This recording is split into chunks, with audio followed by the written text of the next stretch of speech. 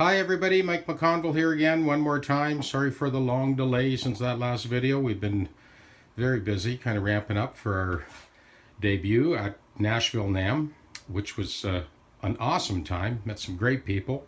John Levan and the guys from Tour Tech, of course, and all the guys from Martin, Gibson, Fender. All stopped by to say hello. Actually the Tech Deck is now available through Tour Supply. If you need one, anyone in the States can order through Tour Supply. Anyway, I wanted to bring this up. I've wrapped up my level 2 classes at the college, and all the level 2 guys, they get it, that a lot of this type of work is about re-engineering. For any of you that are old enough to remember a company called Alembic out of California, probably one of the most famous users of Alembic guitars and basses was I guess Jerry Garcia and Stanley Clark come to mind. The Return to Forever bass virtuoso. Anyway, this is an instrument. It's an octave mandolin made by a company called Stars Guitars, and I guess they were sort of, from what I understand, they were a spin-off of Alembic guitars.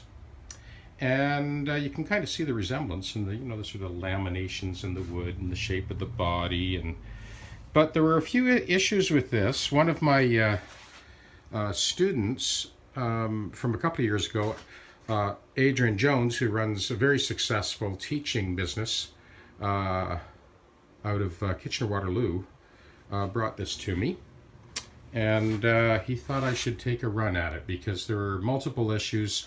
The nut itself did not have enough back tension on this back side to prevent the prevent the strings from sounding like a sitar buzzing in the nut slots.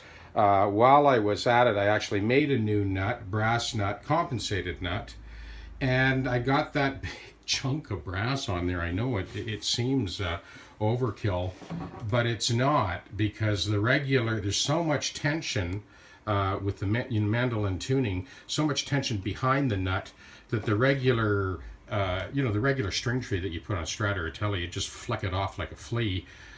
So I put this sort of big chunk of brass on there. Anyway, now it's nice and tight, and no more zinging. The other thing was the bridge was missing completely on this guitar when Adrian had bought it. So I fabricated, this is solid brass stock, 5/8 by 5/8.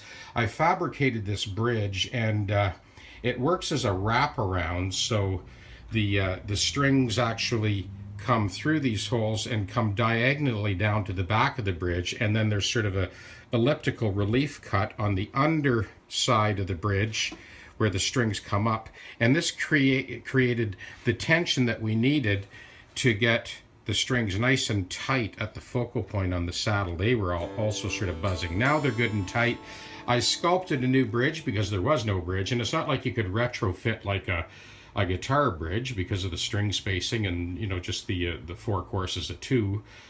So I started, let me just bring this, sorry about all the camera wandering around.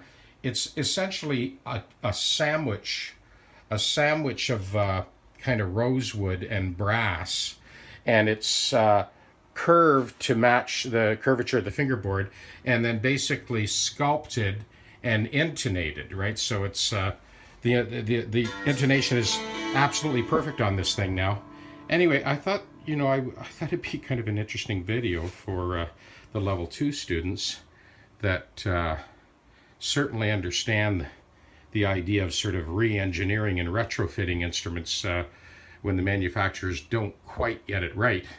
But there you have it, a octave mandolin by Stars Guitars. And I think there's the emblem on the headstock here. Stars Guitars out of California. Voila! That's it for now. I'm back to Nashville next week to kind of hook up with my newfound friend, John Levan, who teaches guitar repair in Nashville. He has a very successful school there. And yeah, we're going to go hang out with John for a day. Really looking forward to that. And we'll hook up with the Tour Supply guys while we're down there as well. So I will try and put a few more videos together over the next couple of months before my classes resume in September. Ciao for now.